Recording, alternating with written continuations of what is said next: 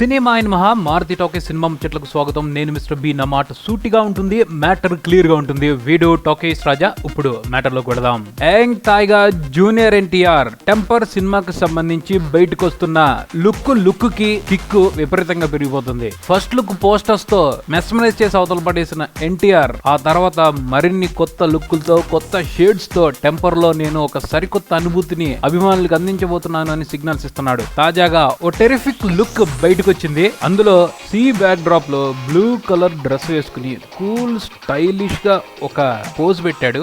ఆ పోజ్ చూస్తుంటే ఏంట్రా ఇది జూనియర్ ఎన్టీఆర్ కి ఏమైంది అసలు అనిపిస్తుంది. ఇన్నాళ్ళు ఈ యాంగిల్ ని ఏ మూల కప్పెట్టావు సామే అనిపిస్తుంది. అంత అందంగా ఉన్నాడు, అంత గొప్పగా ఉందా ఎక్స్ప్రెషన్, పిచ్చెక్కించేస్తున్నాడు అంతే. మాస్ హీరోల్ని స్టైలిష్ గా చూపించడంలో తనంటూ ఒక ప్రత్యేకమైన స్టైల్ ఉన్న పూరి జగన్నాథ్ ఎన్టీఆర్ తో స్టైలిష్ చెడుగుడు ఆడుతున్నాడని అనిపిస్తా ఉంది. ఈ కొత్త ఎన్టీఆర్ అందరినీ ఉక్కిరి బిక్కిరి చేస్తున్నాడు. పబ్లిసిటీకి సంబంధించి సినిమా అయితే జనాలకి ఒక తెలియని ఉద్వేగాన్ని కలిగిస్తా ఉంది. ఈ సినిమా తప్పకుండా ఫ్రెష్ గా ఉంటుంది. ఈ సినిమాలో ఏదో కొత్తదనం ఉంది అని అందరూ మాట్లాడుకునే అవకాశాన్ని కల్పిస్తా ఉంది. ఒక పక్కన పబ్లిసిటీ ఇలా జరుగుతూ ఉంటుంటే మరో పక్క ఈ సినిమాకి సంబంధించిన బిజినెస్ కొత్త అంచనాలకు తెరతీస్తూ సినిమా సక్సెస్ మీద ఒక దృఢమైన నమ్మకాన్ని కలిగిస్తా ఉంది. అదెలా అంటే ఈ మధ్య లౌక్యం సినిమా వచ్చింది చూసారు. ఆ సినిమా విడుదలకు ముందు ఒక విచిత్రం జరిగింది. అదేమిటి అంటే ఈ సినిమాకి సంబంధించిన వివిధ ప్రాంతాల ప్రదర్శన హక్కులను ఆ సినిమాకు పనిచేసిన వాళ్లే ఉత్సాహంతో కొనుక్కున్నారు. అంటే కోన వెంకట్ గుంటూరు జిల్లా రైట్స్ ని, దర్శకుడు తూర్పు గోదావరి జిల్లా రైట్స్ ని, ఇంకొక రైటర్ శ్రీధర్ సిబానా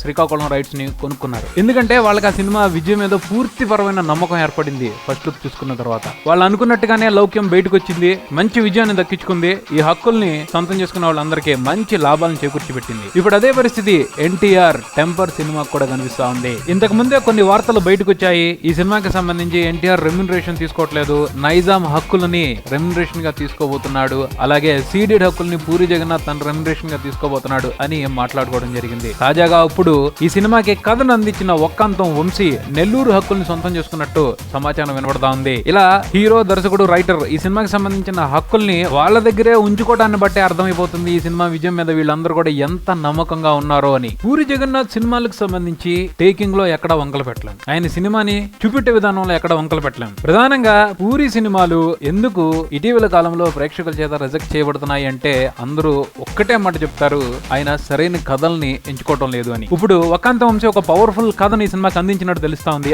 ఆ కథని పూరి తనదైన స్టైల్లో టేకింగ్ తో చంపేస్తున్నాడు అని చెప్పేసి కూడా టాక్ వినబడతా ఉంది. ఈ విషయాన్ని దృష్టిలో పెట్టుకునే సినిమా రూపకర్తలు సినిమా బిజినెస్ మీద కన్నేసినట్టు తెలుస్తా ఉంది. ప్రస్తుతానికైతే ఇటీవల విడుదలైన ఫస్ట్ లుక్ పుణ్యమాని సినిమా మీద అంచనాలు పీక్స్ కి వెళ్ళిపోయాయి. ఇప్పుడు సెంటిమెంట్ కూడా కలిసి వస్తుంది. చూద్దాం మరి రేపు సంక్రాంతికి ఎన్టీఆర్ ఏ విధంగా ప్రేక్షకులకి టెంపర్ పుట్టించనున్నాడో. ఇది బుల్టన్. మరో బుల్టన్ తో మళ్ళీ కలుద్దాం. Keep watching Maruti talkies. Mister B and talkies Raja. Thank you.